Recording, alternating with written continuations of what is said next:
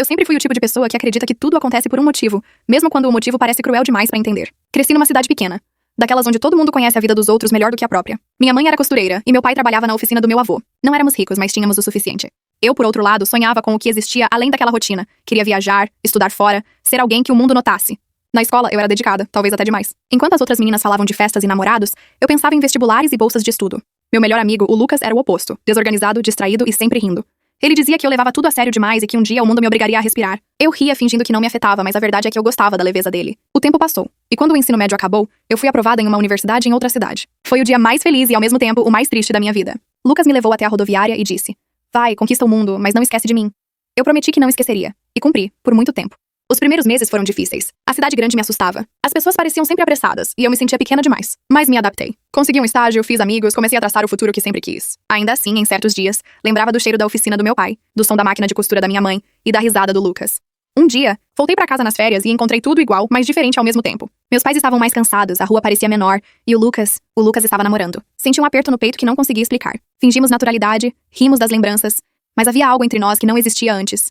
Distância. Os anos correram. Me formei, consegui um bom emprego, comecei a construir minha vida. Mandava mensagens de vez em quando, mas o tempo, implacável, foi transformando promessas em silêncio. Até que um dia, recebi uma ligação da minha mãe dizendo que o pai do Lucas havia falecido. Peguei o primeiro ônibus e voltei. Quando vi no velório, percebi o quanto o tempo tinha passado, e o quanto ele ainda era o mesmo. Conversamos pouco, mas trocamos um olhar que dizia mais do que qualquer palavra. Depois daquele dia, voltamos a nos falar. Trocávamos mensagens, lembranças, confidências. Ele me contava sobre o emprego que odiava.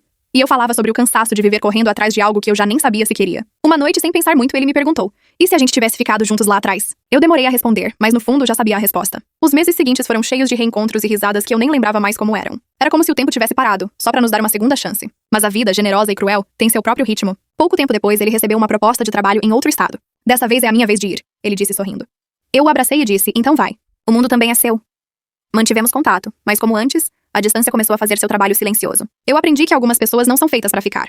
São feitas pra nos ensinar a viver, a sentir e a lembrar que o amor também pode existir nos intervalos. Às vezes penso que se tivéssemos insistido, talvez as coisas não teriam dado certo. Talvez o encanto estivesse justamente naquilo que nunca chegou a acontecer. Hoje, anos depois, estou casada, tenho um filho e uma vida tranquila. Às vezes, quando passo pela rua onde crescemos, ainda lembro do Lucas sentado no muro dizendo que eu precisava respirar. E eu respiro, fundo, como se ainda pudesse sentir aquele ar cheio de promessas. Recentemente encontrei a mãe dele na feira. Ela me contou que ele está morando perto do mar, feliz com um estúdio de fotografia. Sorri aliviada, sabendo que o destino foi gentil com ele. Às vezes penso que se o encontrasse hoje, talvez ríssemos das nossas escolhas, das cartas não enviadas e dos medos que nos impediram de ficar. Mas percebo que algumas histórias não precisam de continuação, só de memória.